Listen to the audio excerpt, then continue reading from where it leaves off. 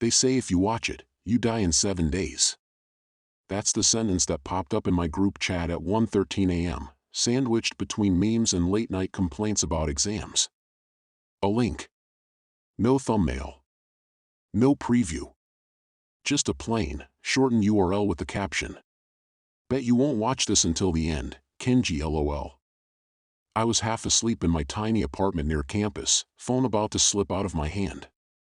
Rain tapped lightly against the window. The glow of my laptop screen washed over the messy desk, highlighting half-open textbooks and empty convenience store wrappers. My friends knew I hated horror. That was the point.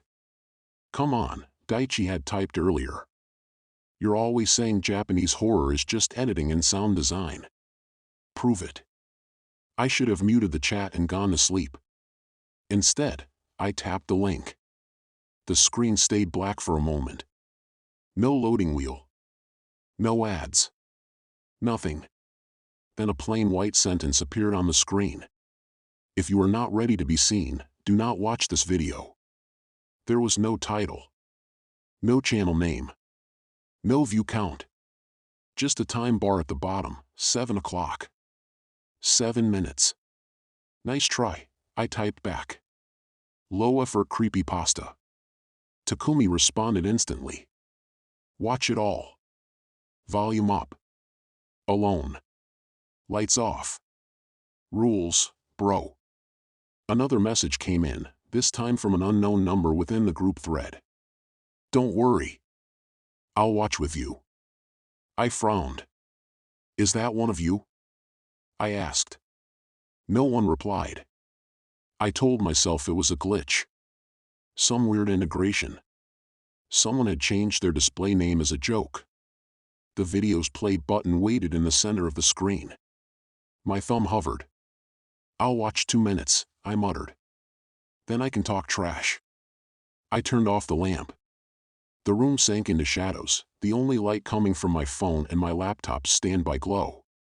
Outside, the rain picked up, softly drumming against the glass. I pressed play. No music. No logo. The image faded in from black, a dim, narrow room with concrete walls, lit only by a single bulb swinging gently from the ceiling. It wasn't the traditional Japanese room I'd seen in horror movies. No tatami, no shoji, no shrine. Just bare floor, stained in places, and a wall at the far end. And a woman standing with her back to the camera. She wore a simple white dress that hung loosely from her thin frame, reaching just above her bare ankles. Her long black hair fell in a curtain down her back, straight and heavy, almost motionless. She didn't move. The camera didn't move.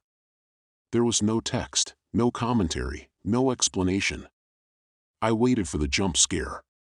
Nothing happened. The timer at the bottom crawled forward, 0:14. 0:27, 1:03. Is this it? I whispered. Just some performance art? Something about the way she was standing bothered me. Her arms hung at her sides, too straight. Her head was tilted very slightly, as if listening. The bulb above her swayed, casting slow, dragging shadows across the wall. I looked for telltale signs of a set, edges, seams, a tripod shadow. The more I looked, the less I saw. The concrete seemed to fade into darkness in every direction. As the timer hit 2 o'clock, the woman shifted. Not much. Just enough that I saw the barest suggestion of her profile. Her hair still covered most of her face, but her chin was visible now. Sharp. Too sharp. My thumb twitched toward the home button. A new text message preview slid down from the top of the screen. Don't stop. You have to watch until the end. The sender's name was my own phone number. My stomach dropped. I flicked the notification away. The video continued. 2:17, 2:38. The woman began to turn. Slowly. As if someone unseen was rotating her from behind, degree by degree. Her hair stayed over her face, but now I could see that the dress was stained in places. Not dramatically. Just faint, irregular gray patches around the hem, as though she'd walked through dirty water and never washed it. The bulb's swinging slowed. The shadows thickened. There was still no sound. Not even background hum. It was as if someone had removed all ambient noise from the recording. In a way, that was worse. At 3:10, she faced the camera directly. Her hair hid her features entirely. For a moment, nothing changed. Then, strand by strand, the hair over her face began to tremble, as if something beneath it was moving. I realized I had leaned closer to the screen. The front camera lens's tiny black circle stared back at me. I had a sudden, visceral urge to flip the phone over. Another message preview popped up. Don't hide. I'm already looking. No sender name this time. Just the text. I swallowed. My throat felt dry. I pressed my lips together and forced myself to keep watching. At 3:33, the woman lifted her head slightly. The hair parted just enough for me to glimpse pale skin beneath. Not a full face. Just the edge of a cheek, the corner of a mouth. The quality of the video was strange. It wasn't grainy like an old VHS, but it had that flat, uncanny look of compressed streaming, even though there was no buffering, no artifacts. Her mouth, what I could see of it, didn't move. But my ears rang with the echo of a woman's voice. Can you see me? I told myself it was my imagination. My friends' jokes. Too many late-night horror threads. I glanced at the time bar. 4:01. Halfway. I could stop now. Prove my point. Tell them it was lame. My thumb floated above the pause icon. The entire image on the screen abruptly froze. Not paused, frozen. The timer kept moving. 4:02, 4:03. The woman's figure remained exactly the same. But my own reflection in the dark glass, faint, ghosted over the image, shifted.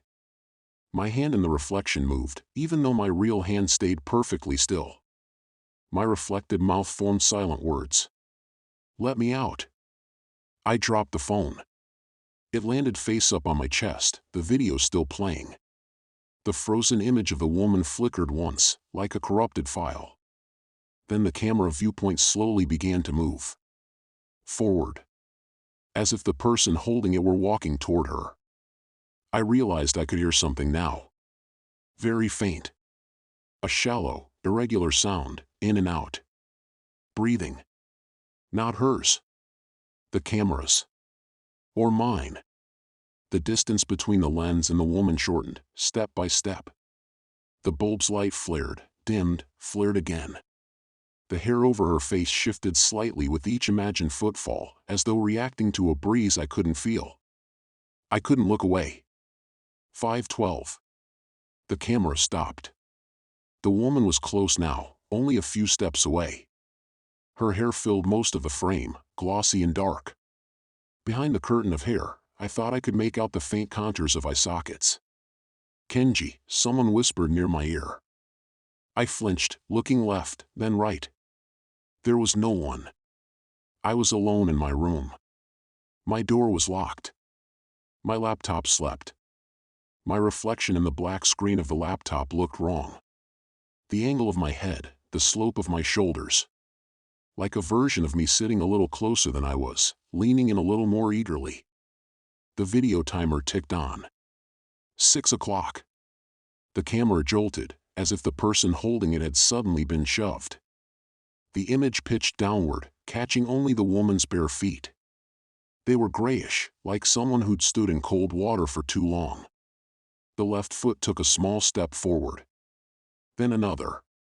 The frame seemed to vibrate. The breathing sound grew louder, ragged. 6:37. The woman's feet stepped over the fallen camera. For a fraction of a second, her hair brushed the lens. The world went dark.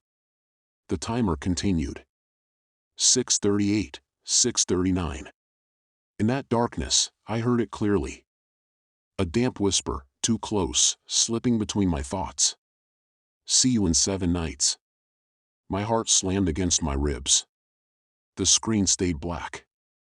At 7 o'clock, the video ended. The player minimized automatically, leaving me staring at my own reflection on the now empty screen. My face was pale, eyes wide. Nothing behind me. No one. I laughed, too loud in the small room. Wow, I said to no one. Okay. That's a decent student film. A message popped up in the group chat before I could type. Daichi? Bro, you watched it? Takumi, no you idiot LMAO. Mickey, tell us everything. Is it cursed? Do you feel dead yet? I smirked, trying to ride the shaky adrenaline. Low budget. No story, I typed. But the atmosphere was actually kind of good. Another message appeared in the chat. This one was from an account with no name, just a blank profile icon. It said, Day 1. Before I could ask who that was, the message vanished. The entire conversation refreshed. My last few messages were gone. In their place, the last thing I had supposedly sent was. It felt like she was really looking at me. I hadn't written that. I locked my phone. Set it face down on the desk. Told myself I'd been awake too long. Tomorrow I'd forget this. Tomorrow I'd laugh about it. Tomorrow, I thought, as I finally switched off the laptop and climbed into bed. But it wasn't tomorrow that mattered. It was 7 days from now. The first night, I dreamed of nothing. Or at least, I don't remember dreaming anything. I remember waking up at 3 a.m. exactly, though. Not because of a sound. Because of a light. My phone screen glowed on the bedside table, facing up. I squinted at it. The front camera app was open. The little recording timer at the top counted up from 012. 013. The view on the screen was my room, washed in darkness and blue pixel noise. My own sleeping face filled most of the frame. Behind me, at the very edge of the picture, in the upper corner, where the closet door met the ceiling, a smudge of darker shadow clung to the wall. Long. Vertical. Like a figure standing as close to the corner as possible. I jolted fully awake. The live view on the phone blinked, then defaulted back to the home screen. No video saved. No indicator of where the app had been opened. My heart hammered. I turned on the light. The corner was empty. No stains. No figure. Just the faint outline of where some old poster tape had pulled at the wallpaper. I slept badly the rest of that night. In the morning, I told myself I'd rolled over, hit the camera by accident. The brain fills in shadows when it's scared. That's all. Day 1, I went to class. My friends teased me about the cursed video. We laughed. On the way home, I caught my reflection in the train window. For a moment, it didn't move when I did. Just stared back, a fraction slower. When I blinked, it blinked too, just a heartbeat later. Day 2, my browser history on my laptop was full of the same link. Whatever I deleted, however I cleared the cache, it came back. Watch until the end. I clicked it once. The page loaded. Instead of the video, a single sentence appeared. You already did. I slammed the laptop shut. That night I dreamed of footsteps in the hallway outside my apartment. Bare feet on linoleum. Soft. Slow. Counting. 1, 2, 3. When I jerked awake, breathless, the digital clock on my desk read 3 o'clock. My phone screen lit again without my touch. The front camera app opened. This time, the live view showed my bed from an impossibly high angle, like the camera were in the corner of the ceiling. I was a small shape under the blanket. Something taller stood beside the bed, a vertical blur of darkness. I grabbed the phone. The image vanished. Home screen. No app open. No battery drain. No notification. Day 3, Mickey texted me. Okay, be honest, she wrote. You've been weird all day. Did that video actually freak you out? No, I wrote back. I'm fine. Just tired. She replied with a picture. It was a screenshot of our group chat. The night I watched the video. Under Daichi's taunt and Takumi's spam, there was a message from me I didn't remember sending. She's closer now. Nice one, I wrote. You edited that. Kenji, she typed back. I didn't edit anything. That's what you wrote. We all thought you were joking. Then you didn't reply for like 10 minutes.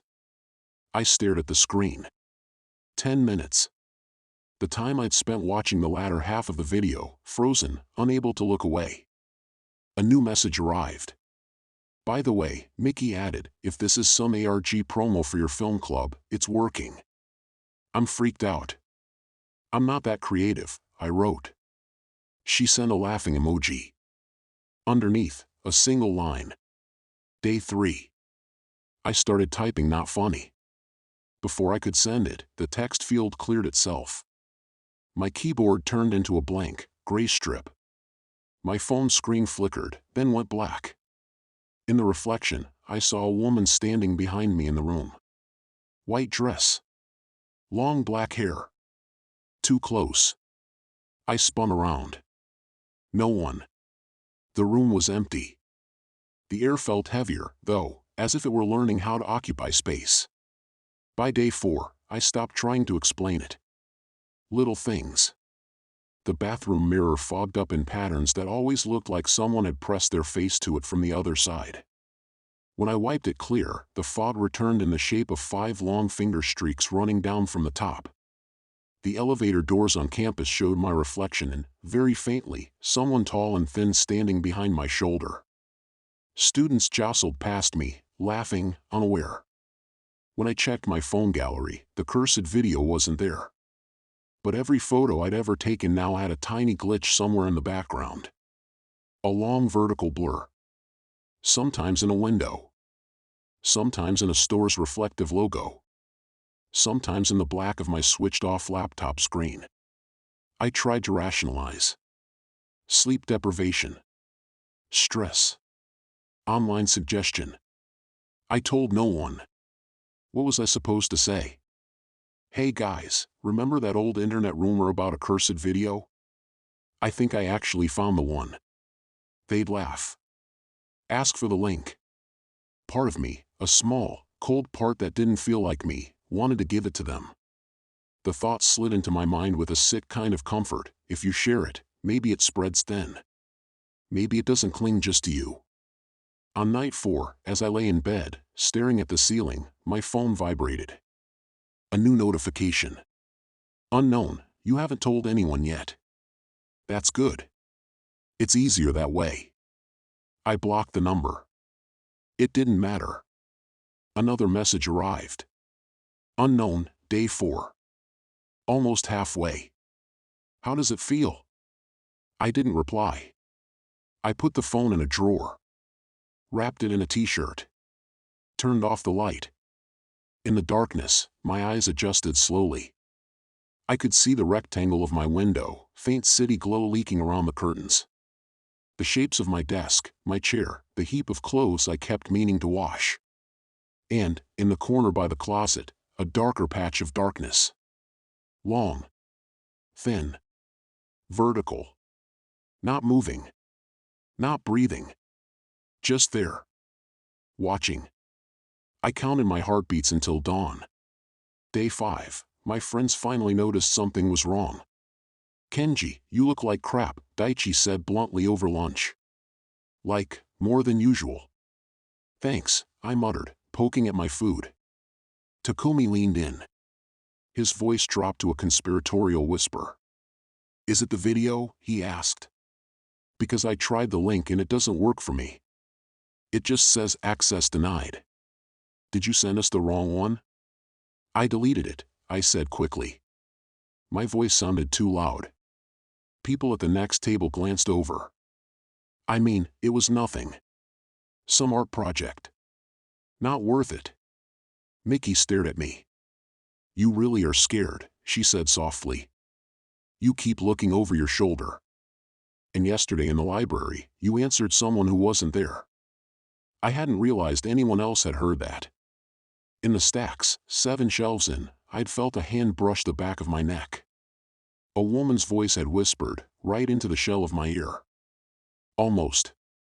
I'd turned, heart in my throat, and whispered, "What do you want?" "No one," Mickey said now. "No one was near you. You were alone."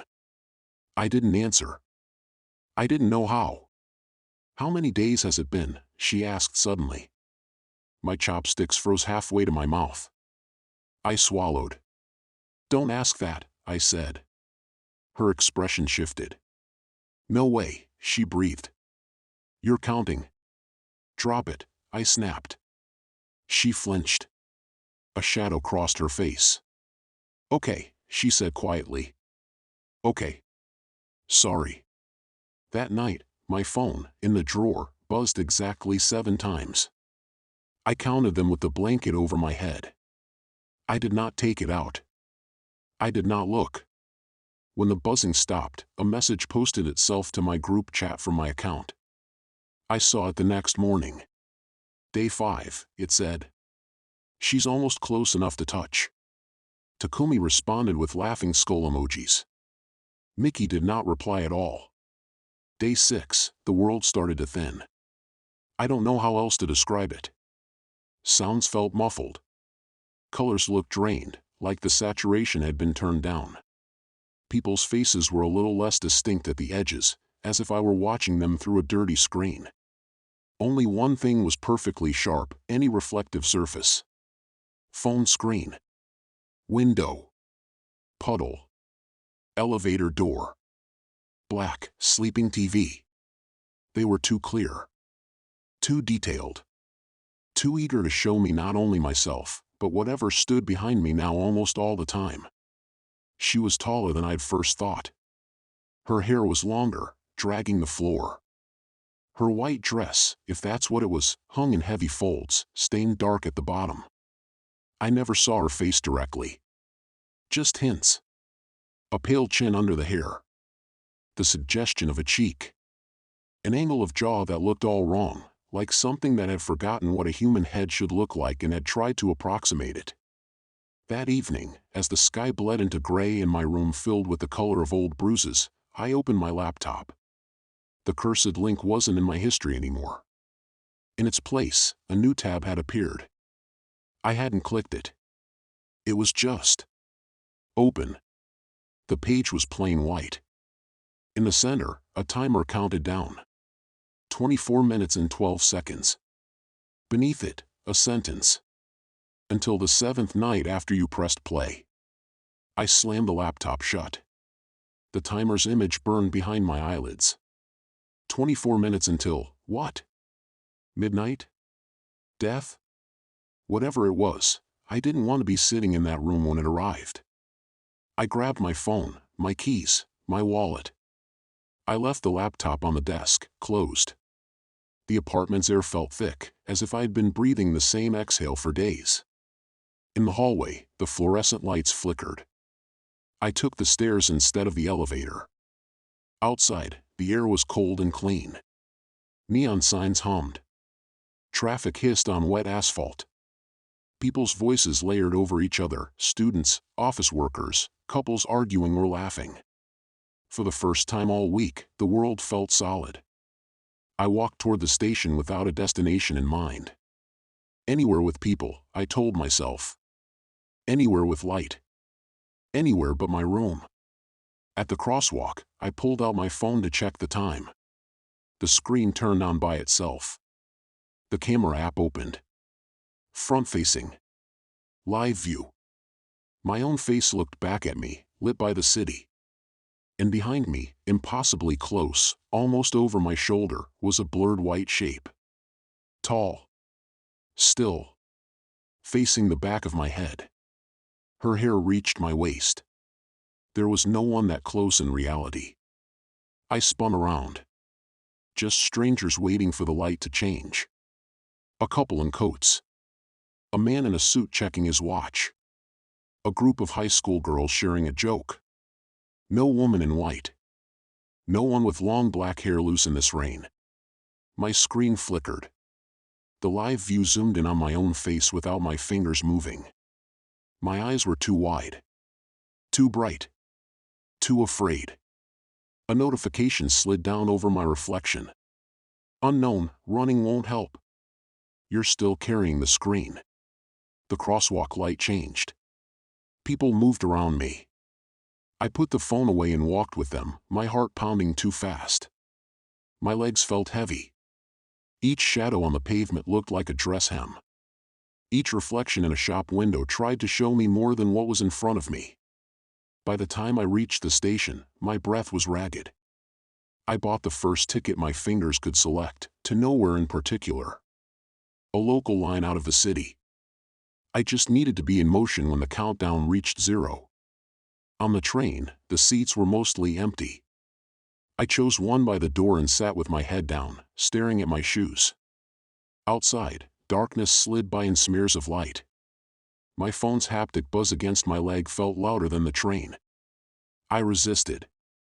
For 7 minutes, I resisted. At 23:59, I gave in. I pulled it out. The screen was already on. The white page was back. The timer now read 7 seconds. Beneath it. Thank you for watching until the end.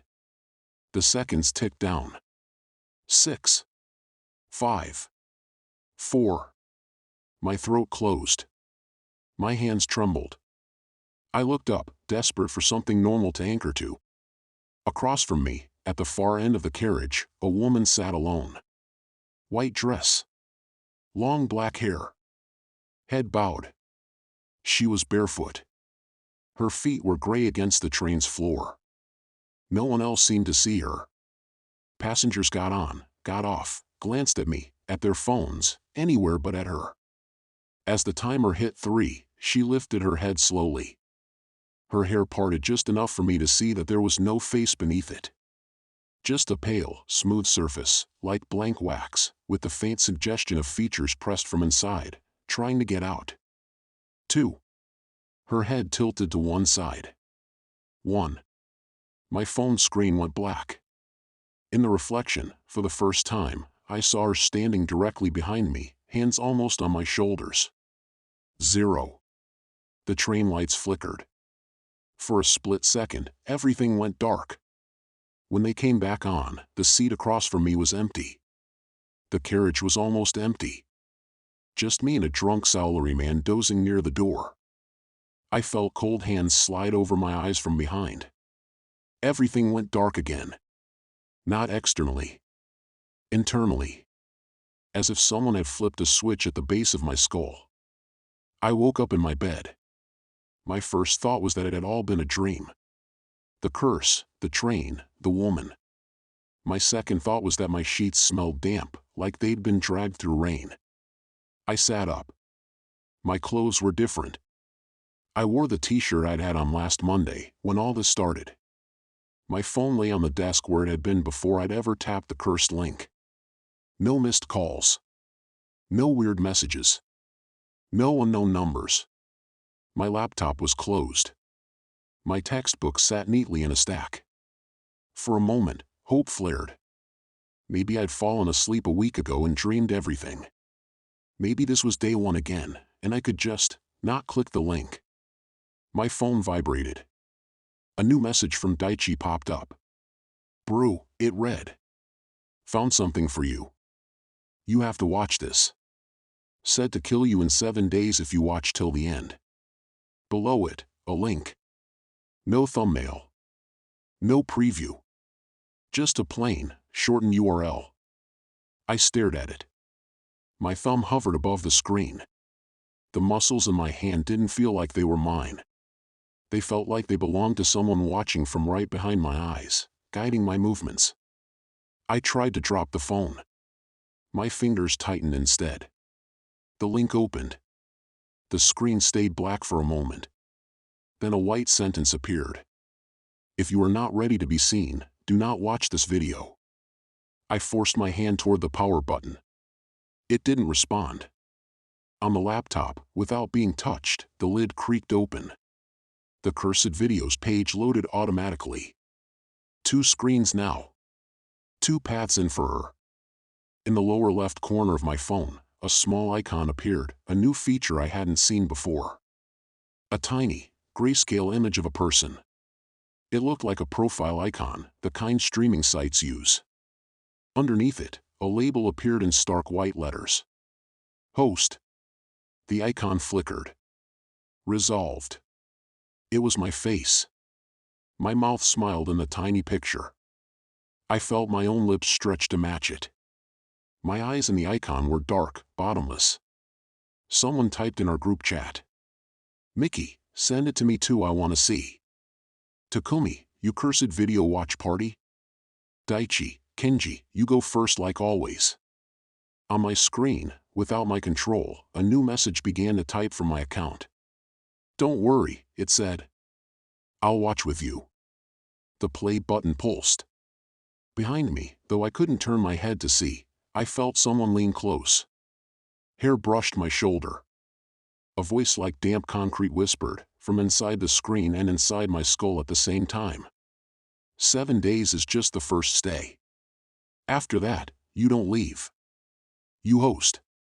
My thumb pressed down on the play button. The cursed video began again from the beginning. In the dark, narrow room on the screen, the woman in the white dress stood with her back to the camera. This time, I knew. When she turned around, it wouldn't be her face I saw pressing against the inside of the screen. It would be mine. So if a link ever appears in your messages, no title, no thumbnail, just the promise that you won't watch it till the end. If your friends tell you it's probably just a meme or a fan edit. If you feel something behind your eyes, lean forward, excited. Do yourself a favor. Don't press play. Because some videos aren't meant to be watched. They're meant to be doors. And once you've stepped through, you can't be just a viewer anymore. You're part of the show. You're the one smiling from inside the screen, whispering. Don't worry. I'll watch with you.